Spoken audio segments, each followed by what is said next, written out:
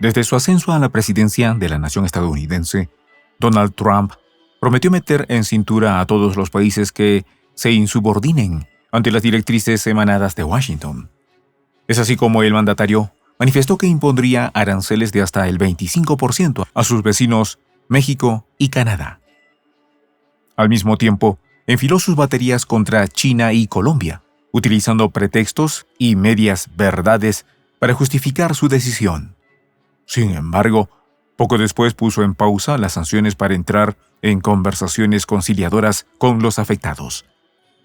¿Tendrá el valor de continuar con sus ataques o será puro bluff? Los detalles, a continuación. Prensa Alternativa está en la búsqueda de nuevos talentos. Si tienes experiencia como conductor y/o analista en temas de geopolítica y te sabes desenvolver frente a cámaras, ponte en contacto con nosotros. Tú podrías ser uno de los rostros de nuestro canal. Si te interesa, escribe a prensa.alternativa.casting@gmail.com. A la presidencia de la nación estadounidense llega nuevamente un personaje que hizo su carrera mediática profiriendo amenazas y generando todo tipo de escándalos. Por lo que, al utilizar en su trayectoria política la misma estrategia que impuso en sus programas televisivos, viene alarmando a la comunidad internacional. Para ello manifiesta su disposición de arrebatarle Groenlandia a Dinamarca, convertir a Canadá en el Estado 51 de la Unión, invadir a México para imponer el orden, recuperar el Canal de Panamá y convertir a Gaza en un centro turístico, expulsando a todos los palestinos. Escándalo tras escándalo que no da tiempo a que la opinión pública se recupere.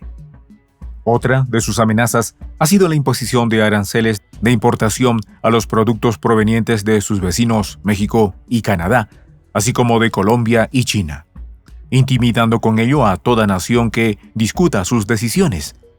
Esto trajo una fuerte respuesta por parte de los afectados, declarando que tomarían medidas recíprocas. Es así como, en sus primeras semanas de gobierno, Donald Trump impuso aranceles contra Canadá, México y Colombia, que, sin embargo, quedaron en veremos 48 horas después. De modo que la mayoría de los observadores se preguntan, ¿cuál es la estrategia del republicano? En tal sentido, la presidenta de México, Claudia Sheinbaum, anunció la suspensión de la medida. Al respecto, Trump estableció un mes de espera para dar oportunidad a las conversaciones que adelanta con la mandataria, ya que acordaron establecer mesas de trabajo para abordar los temas de seguridad y migración. En estos diálogos, México se comprometió a destacar 10,000 efectivos de la Guardia Nacional en su frontera norte para contener el tráfico ilegal. En el caso canadiense, pasó algo similar. Luego de que Washington le impuso aranceles que van del 10 al 25%, Ottawa respondió con una medida similar. Inmediatamente, Trump suspendió la sanción y entró en conversaciones con el gobierno de Trudeau, logrando que 10,000 efectivos canadienses custodien la frontera común, además de designar al zar de los opiáceos, un funcionario plenipotenciario encargado de coordinar la lucha contra el tráfico de estupefacientes que penetran a la nación estadounidense a través de la frontera norte. Por otra parte, Trump anunció que incluiría a los traficantes mexicanos en la lista de terroristas. No obstante, sea por una u otra causa, los aranceles no van. El primer conato de guerra arancelaria fue protagonizado por Washington y Bogotá, ya que Trump estableció un 25% de impuestos a todos los productos colombianos que pretendían entrar al mercado estadounidense. Esta medida se tomó en represalia por la negativa de Gustavo Petro a recibir los vuelos de inmigrantes deportados por el imperio. En respuesta, Bogotá impuso aranceles del 50% a los productos estadounidenses. Esto obligó a que Trump llegara a un acuerdo con Petro y Colombia. Aceptó recibir a sus nacionales deportados, pero en condiciones dignas. Quiere decir, sin ser tratados como delincuentes esposados y arrastrando cadenas. Como sea, las sanciones también fueron suspendidas. La medida de mandar a los deportados en esas condiciones es parte del show mediático que Trump pretende montar en el escenario mundial, buscando la reacción de las naciones para medir su respuesta. Hace tiempo que el presidente estadounidense viene citando como referente y ejemplo a su antecesor, William McKinley, ya que hizo algo similar. Es así como durante la campaña electoral convirtió su mitin en el Club Económico de Nueva York, en una extensa clase sobre McKinley y el poder de los aranceles para solucionar los problemas económicos del país.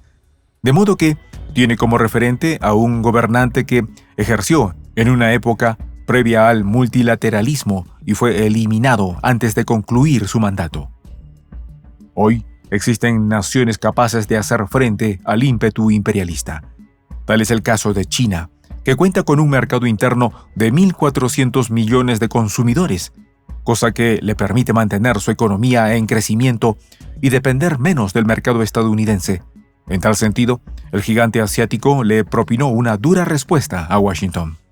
De modo que, en un acto de reciprocidad, Pekín impuso aranceles por un valor de $14,000 millones a los productos de su rival, por lo que Trump deberá resolver la situación a la mayor brevedad, ya que en este caso cometió un error que las grandes empresas y el Wall Street Journal califican como la guerra comercial más estúpida de la historia.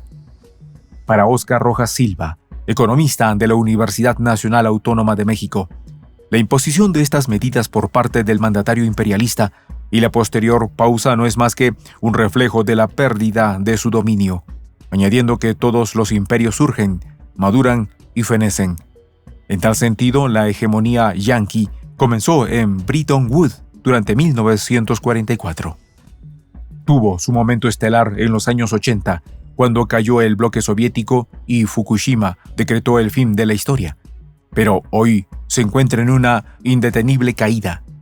Rojas indicó que a Washington le pesa la desindustrialización, ya que prefirió ejercer el control a través de los canales financieros, provocando la migración de sus industrias. El economista señaló que el imperialismo está en caída, sintiendo la crisis política, social y económica. Por esta razón, los estadounidenses votaron por la propuesta de hacer grande a América de nuevo. Para ello, Trump se encargó de victimizar al país, justificando con esto la imposición de aranceles como defensa ante los presuntos ataques externos. De modo que el imperio intenta rescatar su fuerza económica, pero es claro que no puede vencer a China a corto plazo. A esto se suma el surgimiento del BRICS, organización que agrupa a más de una decena de países desarrollados y en vías de desarrollo que aglutinan el 37% del PIB internacional y más del 40% de la población mundial.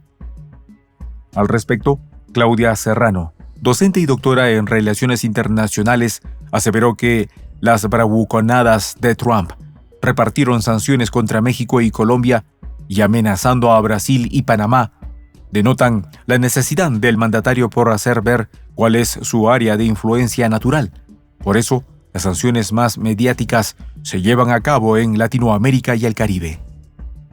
De pronto, Trump se muestra como el negociador que siempre ha sido, marcado por la lógica del mercado inmobiliario de Manhattan en una suerte de tira y encoge donde hay un bando que al final se da por vencido. El narcisista empresario siempre quiere verse como triunfador, incluso cuando pierde. De allí su insistencia por sentarse a negociar con Putin. Es así como sabía que imponer aranceles a sus principales socios comerciales traería consecuencias negativas para su economía. Por eso, reconoció ante la prensa que estas medidas podrían conllevar algunas perturbaciones para los habitantes del país. Incluso, economistas externos le advirtieron a la Casa Blanca sobre el fuerte impacto que esto ocasionaría. Sobre todo, porque Trump ganó las elecciones prometiendo bajar los precios y la inflación, y sus acciones provocan todo lo contrario. Prueba de ello es que, luego de anunciar la guerra de aranceles, los índices bursátiles cayeron, pero después de informar sobre la pausa de su ampliación, el S&P 500 y el Nasdaq, de gran peso tecnológico, recuperaron parte de sus pérdidas. Es así como muchas empresas automotrices estadounidenses fabrican sus productos en otras naciones para reducir costos. Esto se refleja en la bolsa. Por ejemplo, las acciones de Tesla y General Motors, que tienen parte de sus plantas en China y México, cayeron en un 4%, mientras las de Ford bajaron algo más de un 3%. Mientras tanto, Honda se desplomó 7%. Las imposiciones arancelarias a los vehículos provenientes de México tienen que ver con el temor de que China utilice al país azteca como base para exportar sus autos. No obstante, se trata de una telaraña donde, si golpeas en un lado, repercutirá en cualquier otro. De acuerdo con Rojas, la imposición de estas tasas es una señal de que los tiempos del libre mercado terminaron. El catedrático indicó que si un Estado impone gravámenes en la economía, es porque espera que madure su base industrial. Pero si ya lo rebasó el competidor, como es el caso, el problema persistirá.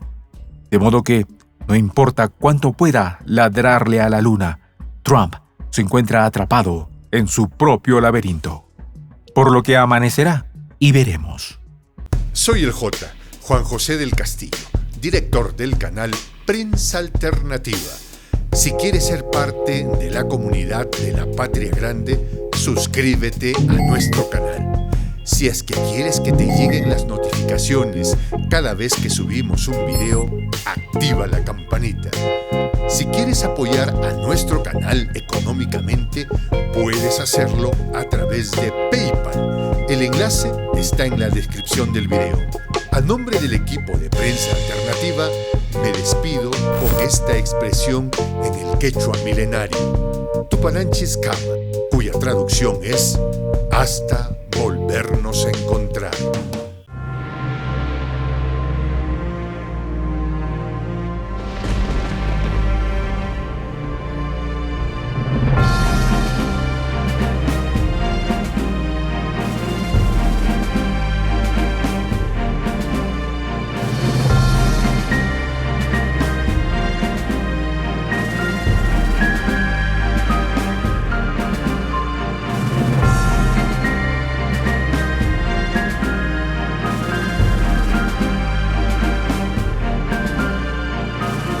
Voz de la Patria Grande.